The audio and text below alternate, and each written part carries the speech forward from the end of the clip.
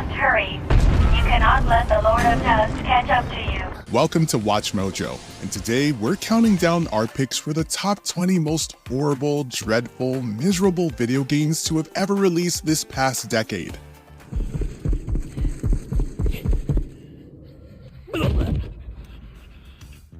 Number 20, Watch Dogs Legion. Only took 12,000 years to build it up, and one night to tear it all down.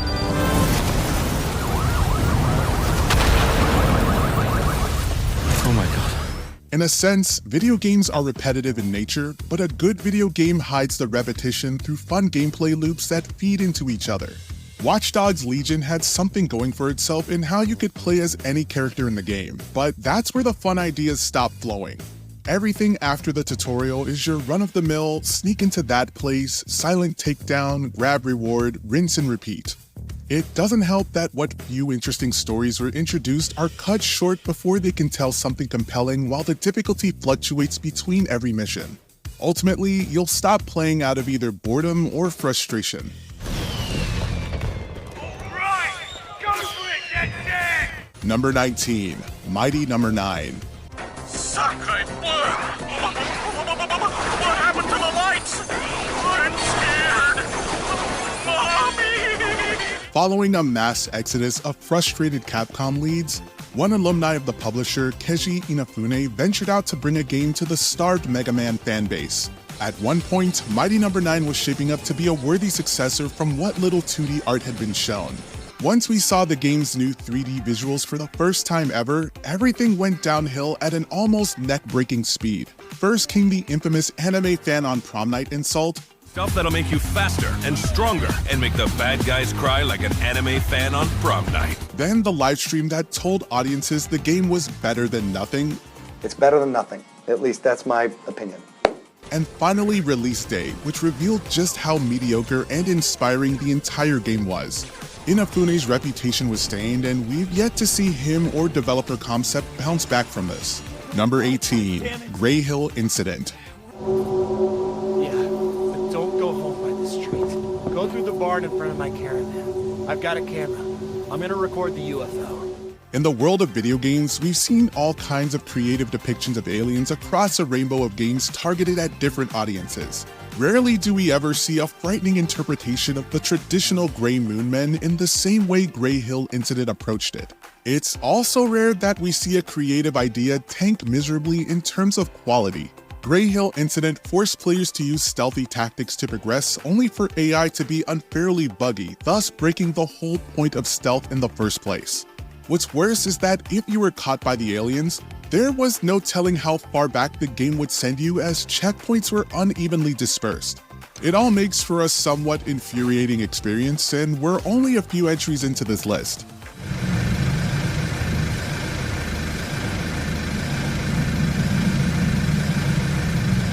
Number 17, Super Seducer, How to Talk to Girls.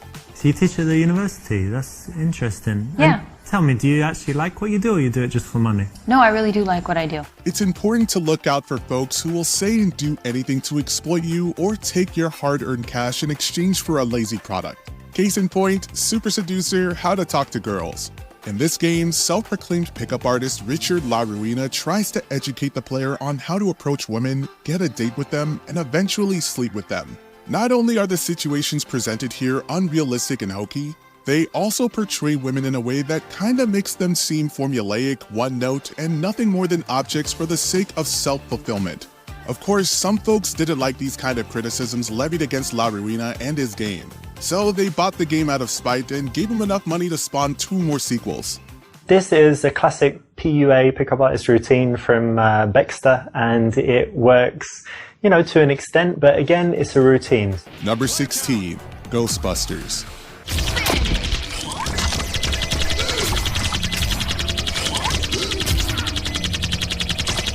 2016 was already a rough year for the Ghostbusters IP. A solid video game could have helped remedy the backlash against the 2016 movie a little bit, but this title wound up being arguably worse than the film. In addition to the mundane gameplay of going room to room and fighting ghosts, Ghostbusters was abysmal in technical performance with its constant stuttering and drastic dips in frame rate. The game was such a financial failure that developer Fireforge Games closed its doors not too long after launch. As for the game itself, it was delisted from all storefronts in January 2019. Ready to trap dance? All right. Nice! Out of this world. Number 15. Balan Wonderworld.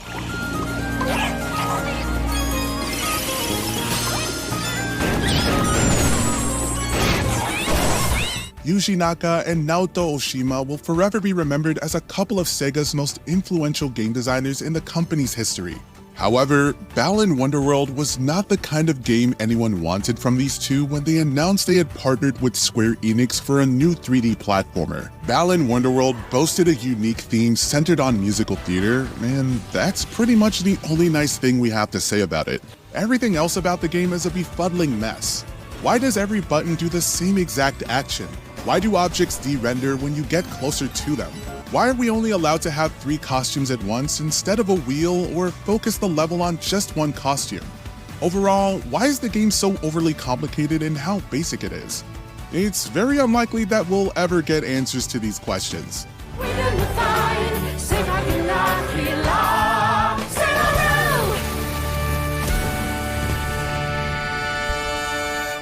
Number 14. Generation Zero.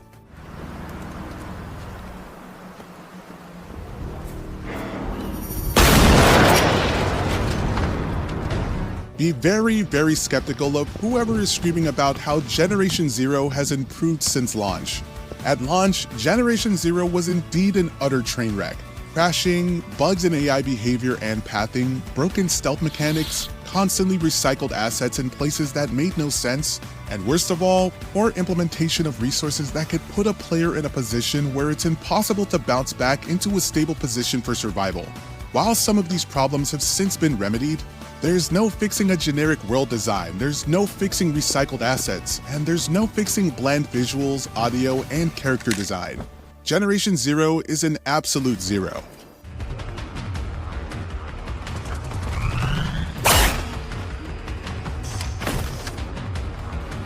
Number 13. Warcraft 3 Reforged.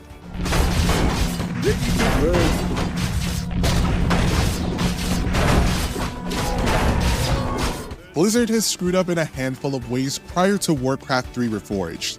No one will ever forget the launch of Diablo 3 and the infamous Error 37 message. But Reforged was the starting point where it seemed as if the company was actively trying to burn all of its goodwill with its fans. Not only was Reforged allegedly falsely advertising new cutscenes like the one shown at preview events and failed to implement advertised features, it also enforced an exploitative end-user license agreement that deemed any and all mods made from Reforged to immediately become property of Blizzard Entertainment. All of this led to a mass review bombing of the game on Metacritic, landing Reforged the dishonor of being the lowest user-rated game at the time.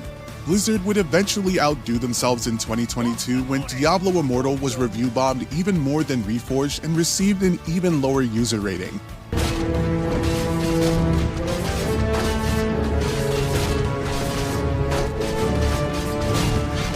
Number 12. Contra Rogue Core.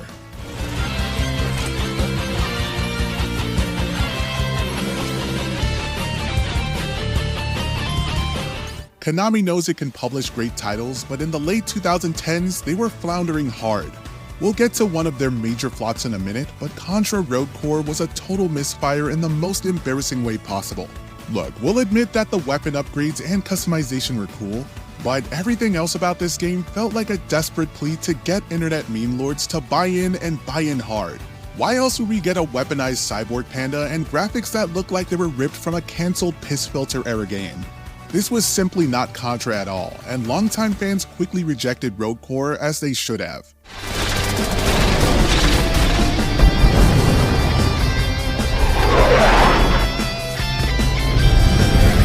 Number 11. Suicide Squad Kill the Justice League. Crackjack shot! Here's the thing about Suicide Squad, right? The gameplay is fine. It's fun to move around and blast enemies like an overpowered freak. but there are so many confusing layers behind the curtain that it winds up making the game look worse. Why are there 7 different currencies? Why can you not properly upgrade weapons outside of a couple of stat bonuses? Why does every main mission impose an annoying stipulation like enemies only take damage from damage boosters? Why does the endgame content offer nothing interesting outside of the same exact missions over and over again? These enigmatic decisions ultimately make Suicide Squad seem like a rushed job, which makes it crystal clear how the game caused Warner Brothers to lose $200 million in revenue. Jeez, LexCorp really did a number on you, huh, Red? Number 10, Metal Gear Survive.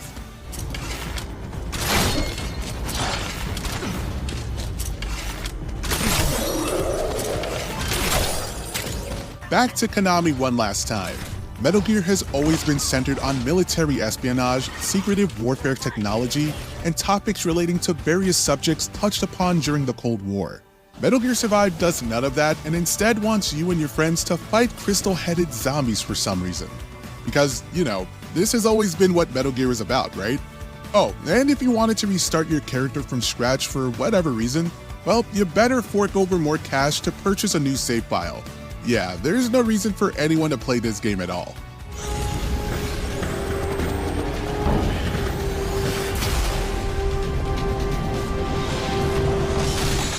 Number 9, The Quiet Man.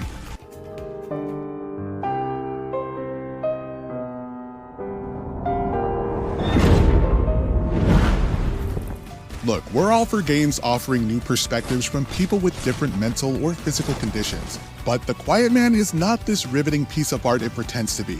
The story is a confounding mess of characters speaking in riddles with no real rhyme or reason behind their intentions. As for the gameplay itself, there's very little of it. Most of your time will be spent watching FMV cutscenes with combat scenarios sprinkled here and there.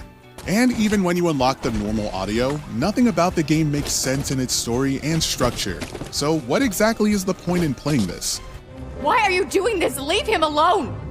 No, this has to happen, Lorraine. It's time. Number 8, WWE 2K20. Carmella just barely got out of the way. Ouch! While the WWE 2K series managed to bounce back with 2K22, things looked heavily grim for the series when 2K20 launched. Never before had we seen such a poorly cobbled together mess of physics, character models, and technical performance. The game launched in such a horrid state that the entire internet was laughing at 2K for a solid few months before the company came out and said the series was skipping a year. This was done to give developer Visual Concepts some time to iron out their ideas and figure out where they wanted to take the franchise since the previous developer Ukes was no longer in the picture. And now, look at where the series is, back and better than ever. Women's Evolution. Number 7, Babylon's Fall.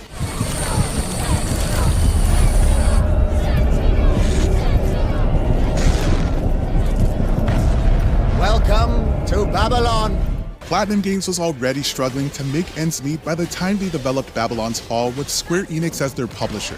Unbeknownst to anyone, this would be their most humiliating release yet. Not only was this yet another live service to further saturate the market, it was built off of borrowed assets from Final Fantasy XIV that were implemented in cheap, lazy ways. Once you see the first set of corridors, it doesn't get any different from there. Babylon's Fall sold so poorly that when Square Enix announced the game was shutting down, retail stores began throwing away any and all copies from their store shelves. The game was on sale for less than a year. Right you are. Used a dynamist to do it, too. Oh, most interesting. Number 6, Fast and Furious Crossroads. Yeah, I said the exact same thing. So what now? One of their trucks is in the police impound, apparently. If they're running supplies, then whatever's inside. With Burnout being gone and Need for Speed missing the mark with every release, perhaps there was room for Fast and Furious to dominate the video game scene just as it claimed its own corner in the film industry. But guys, Crossroads was not the answer. The biggest crime this game committed wasn't the abysmal storytelling or the cringy voice acting. It wasn't even the awful controls. No, the worst part about this game is just how truly catastrophic the AI's condition was. Around every corner, you'd see cars crashing into each other outside of races as you drive to your next objective. We won't lie, it was pretty hilarious to witness. Fast and Furious Crossroads was delisted from all digital storefronts less than 2 years after release. As much as I hate to agree with Cam, I think we can pull this off. Well, I don't. Number 5. Skull Island: Rise of Kong.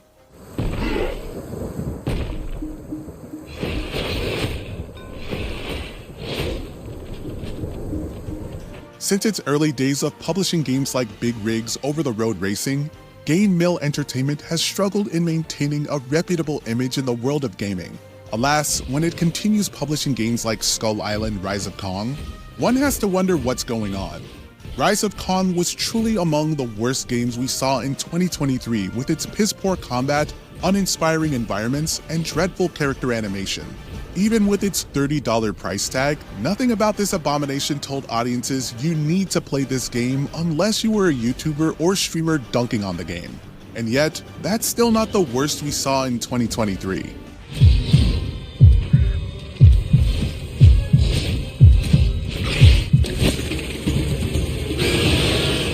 Number 4.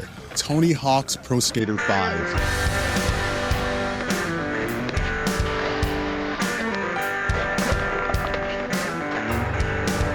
Out of all the games that came out in the 2010s, nothing was more appalling than Tony Hawk's Pro Skater 5. Developed solely for Activision to squeeze as much money out of the license as possible before its expiration, Pro Skater 5 almost killed any and all interest in the franchise.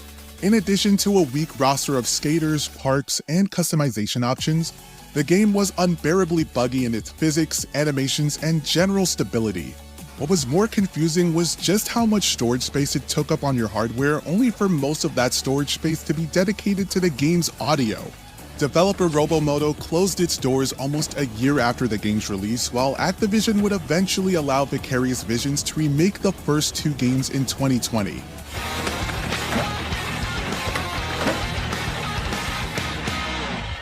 Number 3. Lord of Ring Gollum. Whoops, hang on folks. Number 3. The Lord of the Rings Gollum. 3 ways to silence them. Fear, 1 way. 2, a knife. Cut out a tongue.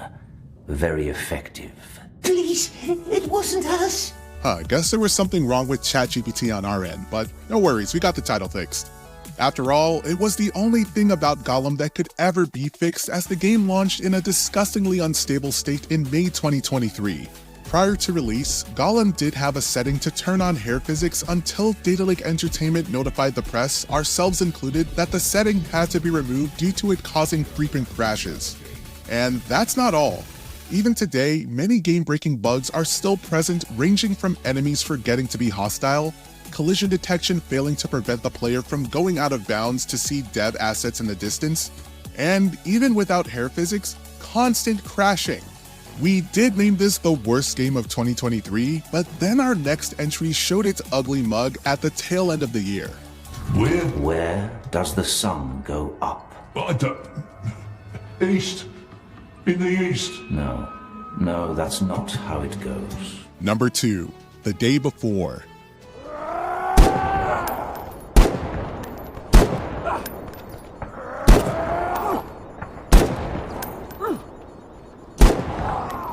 Call it a scam, call it a sham, call it whatever insult you want to call it. There has never been a bigger case of suspicion and potential fraud quite like what we saw with The Day Before. This was an online multiplayer survival game that found itself in hot water with almost everyone in the gaming community, players and press. Take your pick for what you believe was the primary reason. Accusations of plagiarism and marketing, failing to pay contractors for their work, the abysmal technical state of the game, the questionable use of AI in its marketing, voice acting and asset development. It's one massive package of problems that made so little money that developer Fantastic closed its doors 2 days after launch. The company tried to bounce back in 2024 by announcing a Kickstarter for a game, only for that whole thing to fail as well.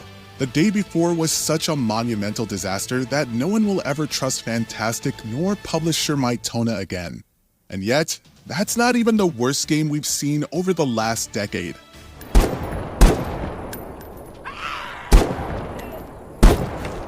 Before we continue, be sure to subscribe to our channel and ring the bell to get notified about our latest videos. You have the option to be notified for occasional videos or all of them. If you're on your phone, make sure to go into your settings and switch on notifications. Number 1. Concord. Rival crews after us. Focus on the zone. We're capturing the signal zone. The thing about the day before was that it was a somewhat more isolated issue, as Fantastic and Mytona were new players that crashed and burned hard. Concord, on the other hand, was a game backed by Sony and was championed internally enough for the company to acquire developer Firewalk Studios before the game was even done. And they were so confident in this project that Sony dumped $400 million into this endeavor. $200 million for development and another $200 million for acquisition. What no one at Sony seemed to have understood was just how lackluster Concord was entirely. There was no unique game mode to differentiate itself from the market, no compelling characters to get behind, no campaign to wrangling single-player gamers, no definitive plan to keep players coming back aside from new cutscenes, nothing. And so it bombed. Hard. Concord flopped so horribly that Sony removed the game from sale immediately, merely 11 days after launch, and closed servers 2 days later. How mediocrity of this caliber costs so much money to burn away like this is beyond us. But maybe someday we'll get the full story as to what happened.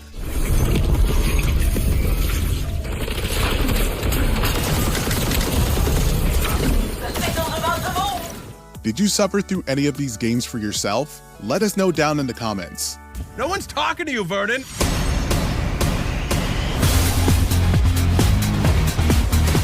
Did you enjoy this video? Check out these other clips from WatchMojo and be sure to subscribe and ring the bell to be notified about our latest videos.